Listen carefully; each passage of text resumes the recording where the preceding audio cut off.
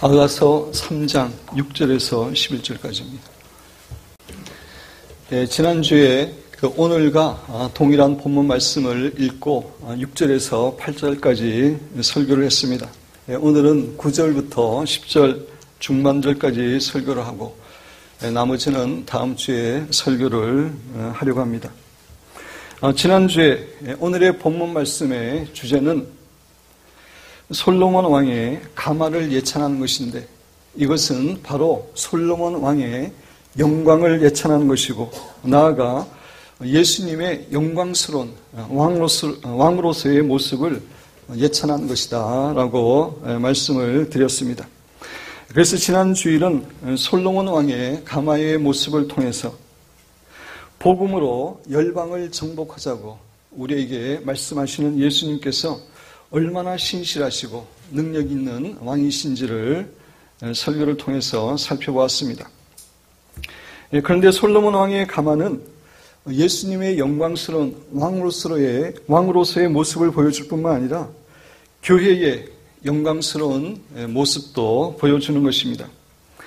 지난주에 솔로몬의 가마에는 솔로몬 왕뿐만 아니라 그의 신부인 술람미 여인도 함께 타는 것이라고 말씀을 드렸습니다. 그렇습니다. 이 가마는 사랑하는 예수님과 그의 신부인 우리 신자들이 함께 타는 가마입니다.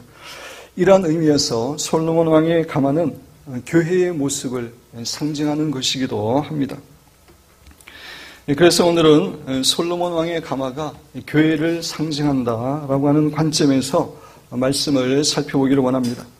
다시 말씀드려서 솔로몬 왕의 가마의 모습을 통해서 교회는 어떠한 모습을 갖고 있는지, 또 우리 신자는 그런 공동체 안에서 어떤 신앙생활을 해야 되는지 하나님께서 우리 각자에게 주시는 은혜와 교훈을 받고자 합니다.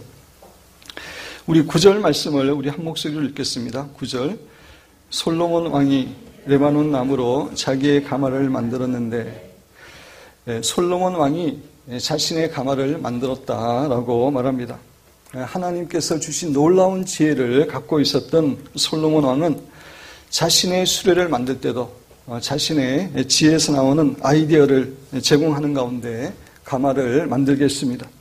그런데 그 가마는 레바논 나무로 만들었다라고 말합니다. 여기서 레바논 나무는 백향목을 가리킵니다. 백향목은 벌레도 잘 먹지 않고 잘 썩지 않고 너무나 향기도 좋은 나무여서 중동에서는 최고급 목재로 사용되었습니다. 그래서 솔로몬 왕은 하나님의 성전과 자신의 궁전도 다 레바논산 백향목으로 지었을 뿐만 아니라 자신의 가마도 백향목으로 만들었던 것입니다. 이 9절 말씀의 모형농적 교훈은 솔로몬 왕의 가마가 솔로몬에 의해서 만들어진 것처럼 교회는 하나님에 의해서 하나님의 아이디어로 만들어진 공동체라는 사실입니다. 이 세상에는 하나님께서 하나님의 아이디어로 만드신 공동체가 3개가 있습니다. 첫째는 가정입니다. 창세기 2장을 보면 아담에게 하와를 창조하시고 아담과 하와가 하나의 가정을 이루게 하신 분이 바로 하나님이셨습니다. 이렇게 가정은 한 남자와 한 여자를 위해서 하나님께서 만들어주신 신성한 공동체입니다. 따라서 요사이 동성끼리도 결혼할 수 있다고 하는 주장은 하나님의 창조 질서를 반하는 정말 사탄적인 그런 발상이라고 할 수가 있습니다. 둘째는 국가도 하나님께서 허락하신 조직입니다. 그리고 마지막으로 교회 공동체도 하나님께서 만드신 공동체입니다. 오늘의 본문 말씀에서 솔로몬 왕의 가마는 백향목으로 만들어져 있는데, 성경에서 나무는 사람의 인성을 나타내는 경우가 많이 있습니다. 여러분 사사기 한번 찾아보시기 바랍니다. 사사기 9장 7절.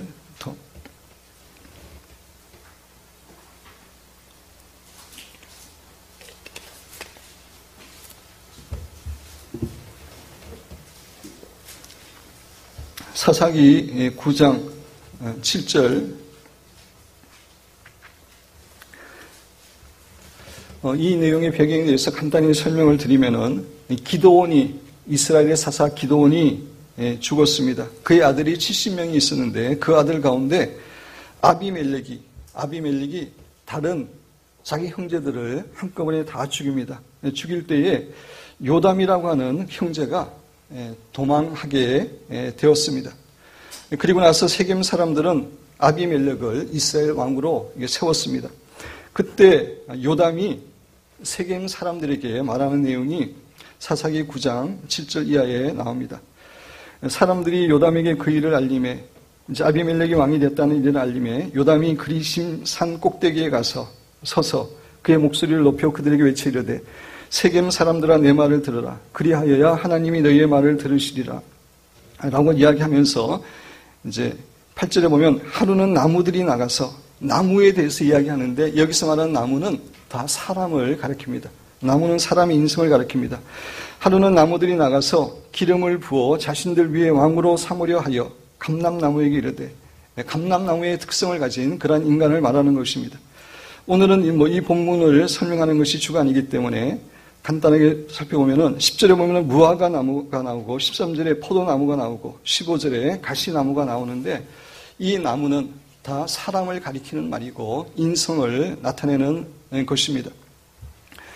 이렇게 성경에서는 사람의 인성을 가리키는데 특별히 백합목은 조금 전에 말씀드린 대로 잘 썩지도 않고 너무나 향기가 좋고 또 키도 크고 위엄이 있는 그런 최고급 나무이기 때문에 이 백합목은 그리스도의 완전한 인성을 상징하는 것입니다.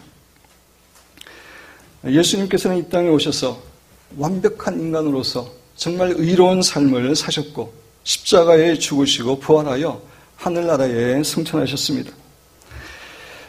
승천하시고 나서 오순절 날에 성령님께서 이 세상에 강림하시게 되었고 그 결과 신약의 교회가 이 땅에 세워지게 되었습니다. 오순절 날 성령님의 강림에 의해서 교회가 세워졌지만 그 성령님이 오순절 날에 이 세상에 오실 수 있었던 것은 승천하신 예수님께서 성령님을 이 땅에 보내주셨기 때문입니다. 이러한 의미에서 결국 교회는 예수님의 완전하신 인성을 토대로 해서 예수님에 의해 만들어진 공동체입니다. 그래서 예수님께서는 교회의 머리가 되시고 교회의 주인이 되시는 것입니다. 에베소서 1장 22절 우리 한번 찾아서 읽어보겠습니다.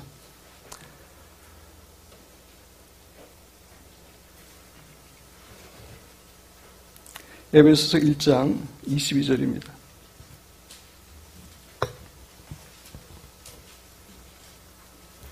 한 목소리 읽겠습니다. 또 만물을 그의 발 아래 복종하게 하시고 그를 만물 위에 교회의 머리로 삼으셨느니라. 그는 예수님인데 예수님을 교회의 머리로 삼으셨다고 이야기했습니다. 그 이유는 교회는 예수님에 의해서 만들어진 공동체이기 때문에 교회의 머리로 예수님을 삼으셨고 예수님은 교회의 주인이 되시는 것입니다. 따라서 교회는 철저하게 교회의 머리이신 예수님의 뜻만이 이루어져야 됩니다. 요사이 민주주의 사상이 교회 안에도 많이 들어와서 사실 성도들에게 많은 악영향을 끼치고 있습니다. 민주주의 사상의 중심 사상이 무엇입니까? 국민에 의한, 국민을 위한이라고 하는 사상입니다. 다시 말씀드려서 사람이 중심이고 사람의 뜻이 이루어져야 한다고 하는 것입니다. 그러나 교회는 결코 민주주의에 의해서 사람의 뜻에 의해서 움직이는 공동체가 아닙니다. 교회는 하나님의 왕국으로 오직 왕이신 예수님께서 다스리고 인도하시는 곳입니다. 따라서 예수님의 뜻을 따르지 않고 사람들의 뜻에 의해서 움직이는 교회는 더 이상 하나님의 교회가 아니라 하나님과 전혀 상관이 없는 인간들의 집단에 불과한 것입니다. 사랑하는 성도 여러분, 우리 기쁨 교회는 교회를 세우시고 교회의 주인이 되시는 주님의 뜻만이 철저하게 이루어져야 됩니다. 그러기 위해서 우리의 생각이나 주장을 내려놓고 늘 예수님의 뜻을 묻고 그 예수님의 뜻만이 이루어지도록 순종해야 됩니다. 사랑하는 우리 기쁜 교회는 늘 예수님의 뜻을 묻는 가운데 예수님의 뜻에 순종함으로 우리 교회의 주인이신 예수님만을 높이는 아름다운 공동체가 되기를 주님의 이름으로 축원드립니다. 10절 상반절 보면 그 기둥은 은이요 바닥은 금이요 자리는 자색 깔개라 라고 이야기하고 있습니다. 솔로몬 왕의 가마의 기둥은 은이었고 바닥은 금이었고 앉은 자리는 자색 깔개가 놓여 있었습니다. 참으로 화려한 그런 가마였습니다. 이러한 재료들은 모형론적으로 하나하나 다 의미를 가지고 있습니다. 구약에서 성막을 만들 때 다양한 재료들과 다양한 색깔이 사용되었는데 사실 그것들은 다 영적인 의미를 가지고 있는 것들이었습니다. 금과 은과 청동과 조각목 그리고 청색, 백색 다양한 재료들과 색깔이 사용되었는데 이러한 것들은 다 성막의 주인공인 예수님의 모습이 어떠한지 예수님의 어떤 특정한 속성이나 모습을 상징하고 있는 것들이었습니다. 마찬가지로 솔로몬 왕의 가마도 교회를 상징하는 것이기 때문에 여기에 사용된 재료들도 다 예수님의 어떤 모습과 속성을 나타내는 것입니다. 먼저 솔로몬 왕의 가마의 기둥은 은이었습니다. 여기서 기둥이라고 하는 것은 가마의 천장과 옆 벽면을 지지해주는 가마의 중요한 구조물인데 그 기둥이 은으로 만들어졌다고 이야기하고 있습니다. 그런데 성경에서 은이라고 하는 것은 사람의 몸값을 지불하는 데 사용되었습니다. 요셉은 은 20에 팔리고 예수님은 은 30에 팔렸습니다. 따라서 성경에서 은은 예수님의 대속의 은혜를 상징합니다. 대속이라는 말은 대신 속한다, 대신 지불한다 라고 하는 의미입니다. 죄의 삭은 사망이기 때문에 죄를 지은 우리 인간은 영원히 죽을 수밖에 없고 지옥 갈 수밖에 없습니다. 그런데 아무런 죄가 없으신 예수님께서 우리를 대신하여 십자가에 죽으심으로 우리의 죄값을 대신해 주셨습니다. 이것을 대속이라고 이야기합니다. 이렇게 은은 우리의 죄를 위해 십자가에서 대신 담당하신 예수님의 대속의 은혜를 상징하는 것입니다. 따라서 가마의 기둥이 은이라고 하는 것은 예수님의 십자가의 대속의 은혜가 교회의 기둥과 같이 교회를 지탱해주는 너무나 중요한 역할을 하는 것임을 우리에게 교훈해 주는 것입니다. 그렇습니다. 예수님의 십자가의 대속은 교회의 기둥처럼 너무나 중요한 것입니다.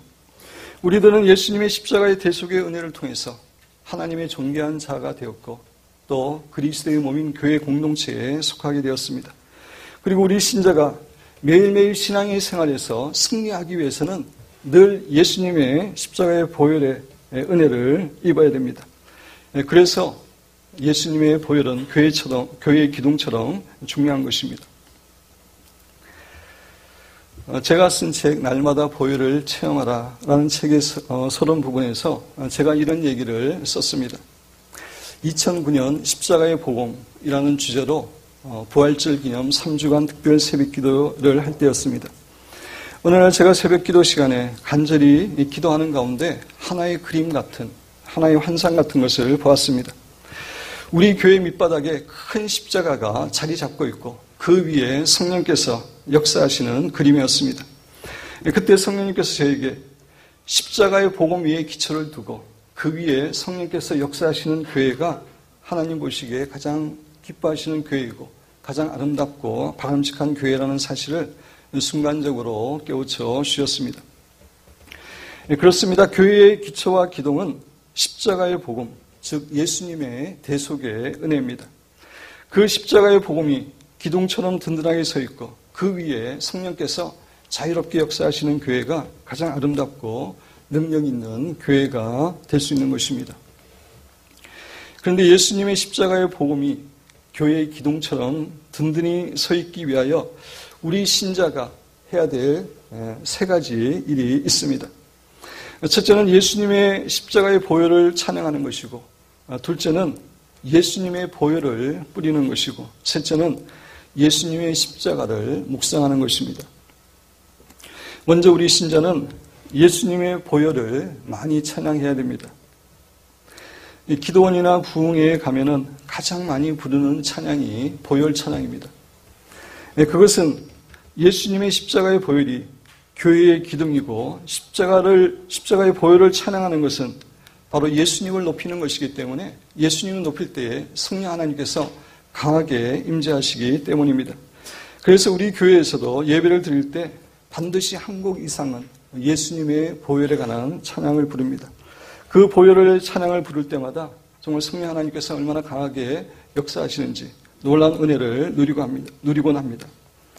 사랑하는 여러분과 저는 예수님의 보혈을 늘 찬양 드림으로 예수님의 대속의 은혜를 높이시고 또 보혈을 통해서 우리에게 주시는 많은 은혜와 축복을 누리시게 되기를 주님의 이름으로 축원드립니다. 둘째로 우리는 예수님의 보혈을 우리 자신과 우리 가족들과 우리의 집과 교회와 또 우리가 있는 처소에 뿌려야 됩니다. 저는 제가 교회에 오든 다른 어떤 곳에 가든 가장 먼저 기도하는 것은 하나님의 강한 임재를 초청하고 그곳에 주님의 보혈을 뿌리는 것입니다. 새벽 기도에도 제가 교회에 나와서 첫 번째 하는 기도는 하나님의 임재를 초청하고 주님의 보혈을 뿌립니다. 주님의 보혈을 뿌리는 기도를 하는 이유는 주님의 보혈이 뿌려지는 그곳에 사탄의 세력은 떠나가기 때문에 그렇습니다. 사탄의 세력은 예수 그리스도의 십자가를 통해서 이미 패배했기 때문에 보혈이 뿌려지는 곳에 사탄은 떠나가게 되고 그곳에 영적 보호막이 형성이 됩니다. 유월절에 예수님의 보혈이 뿌려진 이스라엘 백성 집 위에는 하나님의 천사가 그냥 지나간 것처럼 악한 죽음의 사자들이 역사하지 못한 것처럼 주님의 보혈이 뿌려진 곳에는 영적 보호막이 쳐지고 그래서 그곳에 하나님께서 강하게 역사하시게 되는 것입니다. 그렇습니다. 예수님의 보혈은 정말 영적 전쟁에서 강한 영적 무기가 되고 예수님의 보혈이 뿌려지는 곳에 사탄의 세력은 결박당하고 떠나게 되어 있습니다. 저의 그 사촌 동생 가운데 한 동생이 남편의 그 직업 때문에 중국에 산 적이 있었습니다. 중국에는 악한 영의 역사가 강하기 때문에 이제 중국에 가서 사는데 처음에 악한 영의 강한 역사로 인해서 밤에 이렇게 악몽을 꾸게 되고 잠을 잘 자지 못하게 되었다고 합니다. 그때 제가 쓴 책을 그 사촌 동생에게 보내줬는데 그 동생이 그 책을 읽고 그 책에 기록된 대로 주님의 보혈을 자신과 가정에 이렇게 뿌리는 그러한 기도를 했다고 합니다. 그래서 참으로 신기하게도 주님의 보혈을 뿌린 지 얼마 되지 않아서 그 모든 악한 영의 역사가 끊어지고 악몽을 꾸지 않게 됐고 너무나 평안한 생활을 했다고 하는 그러한 간증을 카카오톡을 통해서 저에게 보내준 적이 있습니다. 예수님의 보혈이 뿌려지는 곳에 사탄의 세력은 떠나고 하나님께서 강하게 임재하십니다. 그래서 사랑하는 여러분들은 여러분의 가정에 주님의 보혈을 많이 뿌려야 됩니다. 아침에 일어나서 여러분들이 여러분의 가정에 주님의 보혈이 하나님의 임재와 주님의 보혈이 충만하게 뿌려지기를 기도해야 됩니다. 여러분들이 믿음으로 기도할 때에 그곳에 하나님께서 임재하시고 주의 보혈이 뿌려지기 때문에 사탄의 세력은 떠나가고 그래서 집안의 영적인 분위기가 완전히 달라집니다.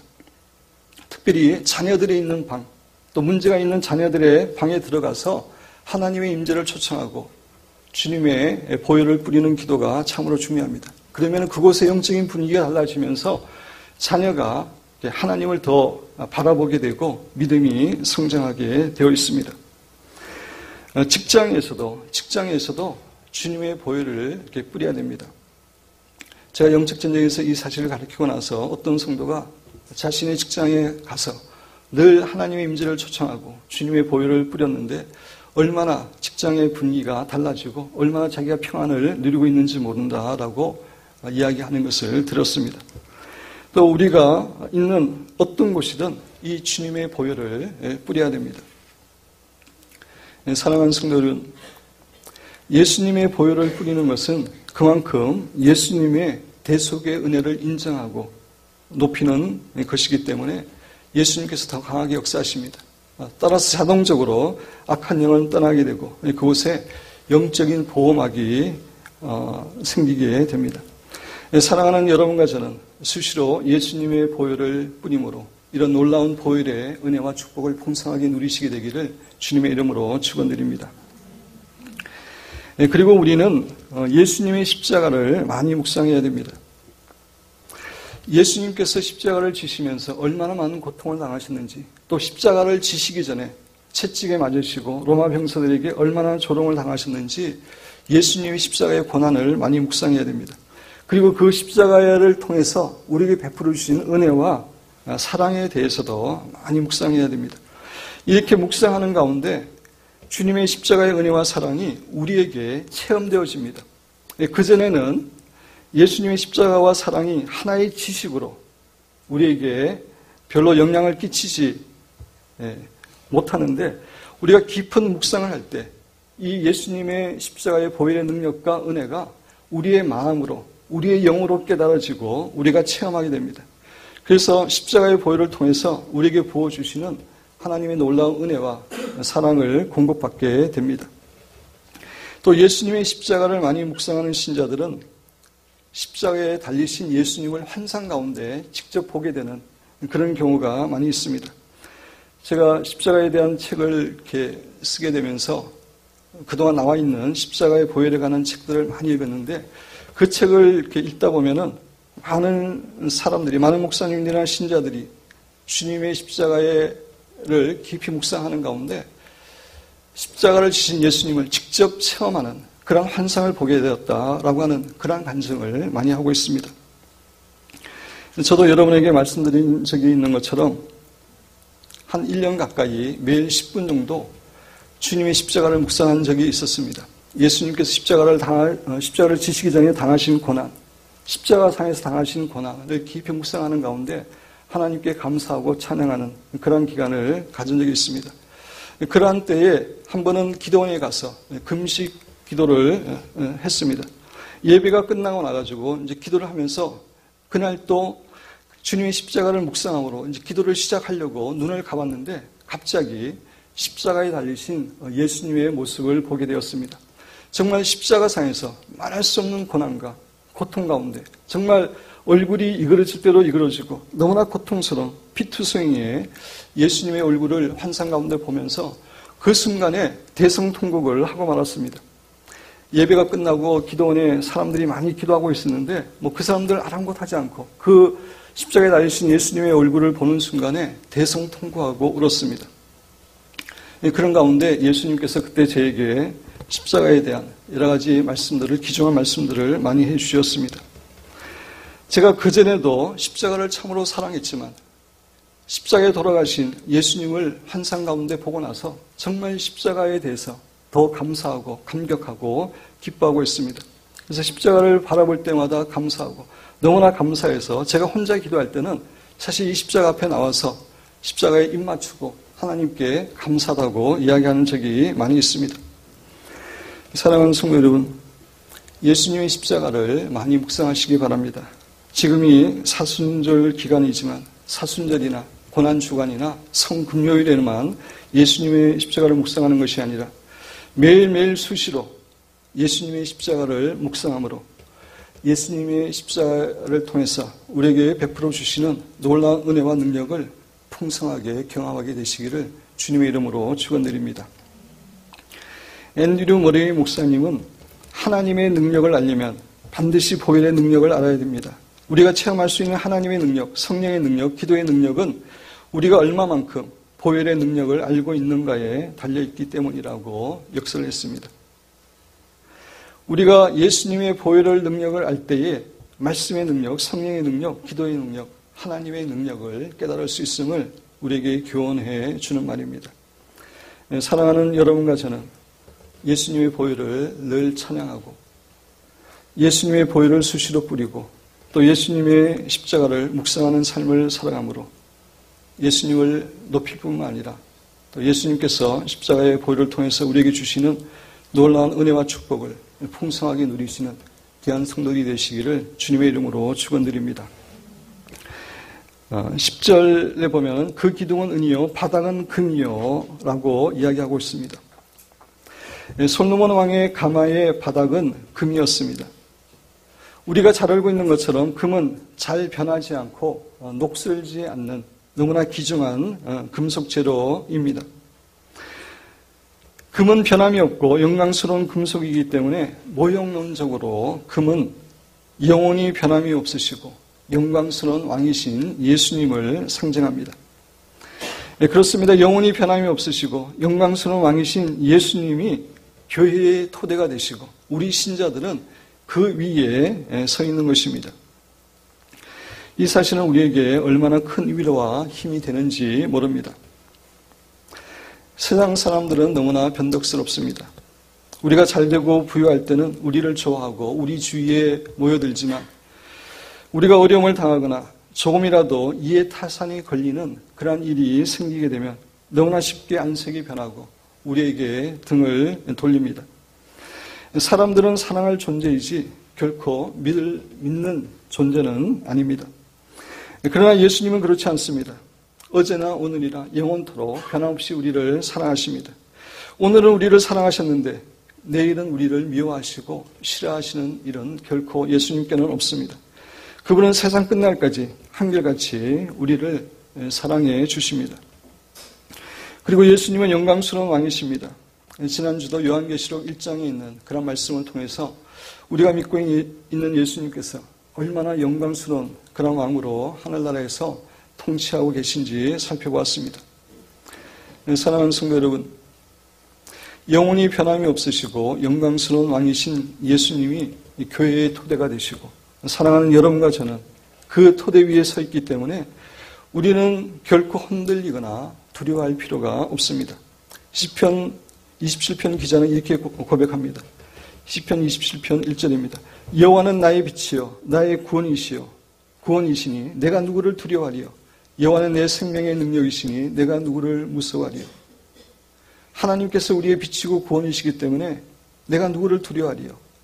누구를 무서워하리요 라고 이야기합니다. 또 시편 46편 기자는 1절부터 3절까지 이렇게 이야기합니다. 하나님 우리의 피난처시요 힘이시니 환난 중에 만날 큰 도움이시라. 그러므로 땅이 변하든지 산이 흔들려 바다 가운데 빠지든지 바닷물이 솟아나고 뛰놀든지 그것이 넘침으로 산이 흔들릴지라도 우리는 두려워하지 아니하리로다.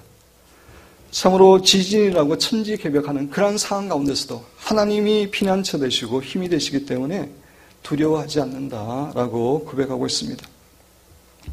사랑하는 성도 여러분, 우리 기쁨교회는 영원히 변함없으시고 영광스러운 왕이신 예수님의 토대 위에 서 있음을 확신하시기 바랍니다. 현재 하나님을 알지 못하는 사람들이 악한 계계로 성전 건축을 방해하고 있지만 변함없이 영원히 우리를 사랑하시고 왕이신 예수님께서 우리를 붙들고 계시고 하나님의 때에 가장 아름다운 방법으로 성전 건축을 이루게 하여 주실 줄로 믿습니다. 제가 일전에 소개해드린 것처럼 송기천 장로님은 때로는 녹화 방송을 보는 것처럼 우리가 인생을 살아가야 된다라고 이야기를 하십니다. 우리가 나중에 영원한 천국에서 하늘나라에서 주님과 행복하게 살 텐데 그때의 관점에서 이 세상에 일어난 일들을 바라보는 것이 필요하다라고 이야기하고 있습니다. 우리가 영원한 천국에서 바라볼 때 우리 기쁨교회는 아름다운 성전을 건축했을 것이고 그 성전 건축을 통해서 성전을 통해서 정말 우리가 축복을 받을 뿐만 아니라 주의 복음이 동서남북으로 증거되게 될 것입니다. 그 영원한 하늘나라의 관점에서 지금 일어나고 있는 일들을 해석하는 가운데 어려움이 있지만 감사하고 기뻐해야 된다고 하는 그런 말입니다. 사랑하는 여러분과 저는 정말 변함이 없으시고 왕으로서 우리의 삶을 인도하시고 축복하시는 하나님을 신뢰하는 가운데 늘 어떤 상황 가운데서도 감사하고 기뻐하시는 귀한 성도로 살아가시기를 주님의 이름으로